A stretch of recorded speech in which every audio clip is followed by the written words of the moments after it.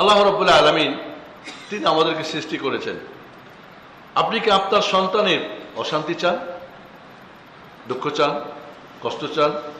কখনই না। কোন হাজবেন্ড কি ওয়াইফের চাই না, কোন ওয়াইফ কি হাজবেন্ডের চাই না, বন্ধু বন্ধুর দুঃখ কষ্ট চাই না। তো যে রব্বুল আলামিন আমাদেরকে, আমাদের বাবাকে নিজ হাতে বানিয়ে রূপকে দিলেন, তিনি কি আমাদের শান্তি চান না অশান্তি চান, সুখ না অসুখ, সুখী চান না দুঃখী চান? সুখী চান।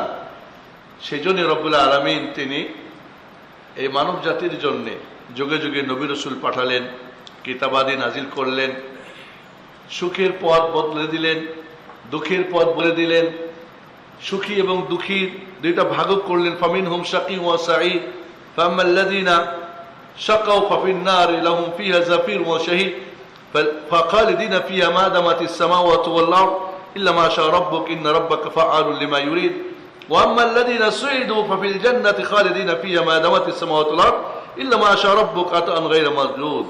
সূরা হুদের 105 থেকে 8 পর্যন্ত দুইটা দলের কথা বললেন।